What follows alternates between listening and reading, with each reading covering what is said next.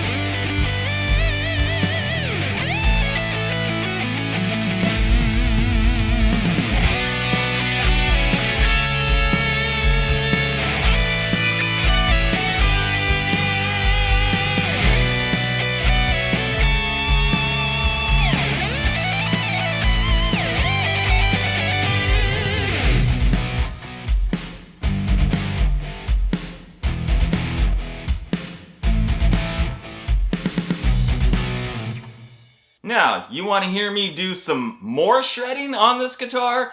Well, I'm gonna shred on it some more for sure. So be sure to tune into my weekly live stream this Wednesday, 7 p.m. Pacific time. This is the first time that I've had a guitar from Eart. I've never even played one before, so I thought, based on the other reviews that I've seen, Guitar Max has done several, and he's always had, good things to say about them. But I really didn't know that it was gonna be quite this good and that I was gonna like it this much. So what we're looking at here, guys, is a roasted mahogany body, a roasted Canadian maple neck and fretboard, 24 jumbo stainless steel frets with the rounded ball ends, and the fretwork is impeccable. I've got super low action and there is no fret buzz anywhere. It's perfect. Now the fretboard has a compound radius. It goes from 9.5 inches all the way down to 14 inches. The same kind of thing that you would see on a Charvel, the compound radius. Now the back of the neck, it is a very thin, kind of a D-shaped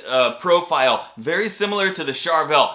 Great neck, wow. Nice like thin satin finish on it, super fast. Really great for shredding. It's mentioned on the website that it's like a compound profile, like going from a U shape to a C shape. And I can kind of see that, but really the whole thing all the way down is like very flat, very, very shred worthy. So we've got two humbuckers, direct mounted, a volume, a tone, a three-way blade, and a little mini switch for the coil split. Now, as far as the pickups go, guys, on the website, it just says that they are Eart custom R-tones. I don't know exactly what that is, but I can tell you these pickups sound great. Crisp and punchy on the shred and the solos. Very bright and articulate on the cleans. I'm really impressed with the pickups. I checked them with my multimeter, bridge pickup about 16K, and the neck pickup a little bit over 8K. So again, it's like exactly ideal what I would want in both of the pickups for playing that great like hard rock metal shreddy stuff.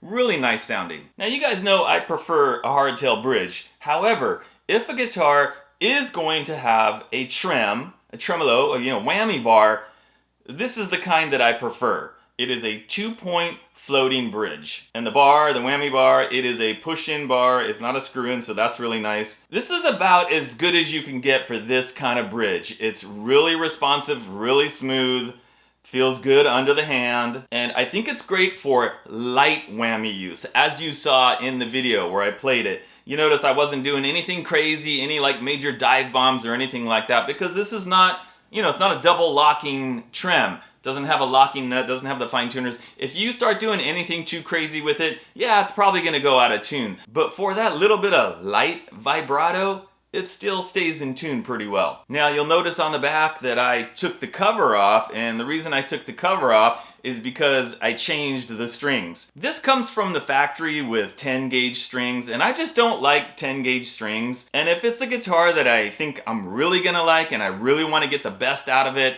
I don't want to have 10 gauge strings on it. So I took those strings off and put on a set of my favorite preferred strings, which are the S.I.T power wound. But then doing that, you have to adjust the claw in the back, because then the tension is a little bit different on the bridge. And I wanted that bridge to float a little bit. That's the whole point of it. So you just adjust these two little screws on here and get the claw in the right spot so that the bridge is then, kind of floating parallel to the body. It's really not difficult. And by doing that, by having the gauge of strings that I prefer on the guitar, it really made it just play way better for me. Okay, what else can we go over? Well, we've got the truss rod adjustment down at the end of the neck. That's really nice. It's much easier to do here than it is up there. It's got a real bone nut.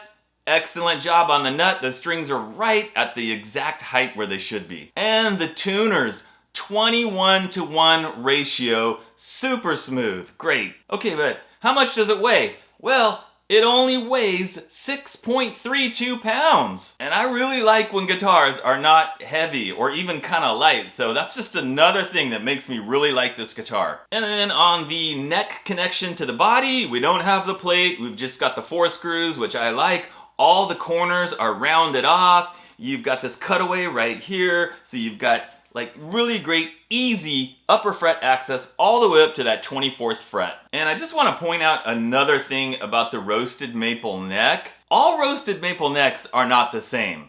And what I'm talking about is like the color. And sometimes they're darker, sometimes they're lighter.